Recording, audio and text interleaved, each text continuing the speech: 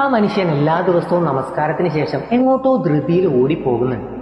ത്വൽഹാ റളിയല്ലാഹു അൻഹു ഇത് ശ്രദ്ധിക്കുന്നുണ്ട്. ത്വൽഹാ റളിയല്ലാഹു അൻഹു ഒരിക്കൽ അദ്ദേഹം എങ്ങോട്ടാണ് പോകുന്നത് എന്നറിയാൻ വേണ്ടി അദ്ദേഹത്തെ പിന്തുടർന്ന് പോവാണ്. അദ്ദേഹം ഒരു വീട്ടിലേക്കാണ് കയറി ചെല്ലുന്നത്. ത്വൽഹാ റളിയല്ലാഹു അൻഹു അല്പസമയം അവിടെ കാത്തുനിന്നു. കുറച്ചു സമയം കഴിഞ്ഞപ്പോൾ അദ്ദേഹം ആ വീട്ടിൽ നിന്നും ഇറങ്ങിപ്പോയി. ത്വൽഹാ റളിയല്ലാഹു അൻഹു ആ വീട്ടിലേക്ക് പ്രവേശിച്ച ശേഷം അവിടെ കാണാൻ കഴിഞ്ഞത് അവശയായി കിടക്കുന്ന വാദം ബാധിച്ച ഒരു വൃദ്ധയാണ്. അതിന് കൈകാലുകൾ അനക്കാൻ കഴിയുന്നില്ല. ത്വൽഹാ റളിയല്ലാഹു അൻഹു ആ വൃദ്ധയോട് പോയി ചോദിക്കുകയാണ്, ഉമ്മ, ഇപ്പോൾ ഇവിടെ വന്നത് ആരാണെന്ന് ഉമ്മക്ക് അറിയാമോ?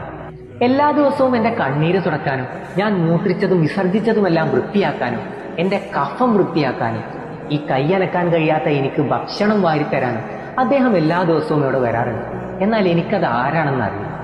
അമ്പരപ്പോടുകൂടി ത്വൽഹാ റളിയല്ലാഹു അൻഹു മറുപടി കൊടുക്കുകയാണ്, ഉമ്മ, അത് ഈ രാജ്യങ്ങളുടെ എല്ലാം രാജാവാണ്. ഈ സാമ്രാജ്യം മുട്ടുമടക്കുന്നത് അദ്ദേഹത്തിന് മുന്നിൽ മാത്രമാണ്. അത് അമീറുൽ മുഅ്മിനീൻ ഖലീഫ ഉമറാണ് ഉമ്മ.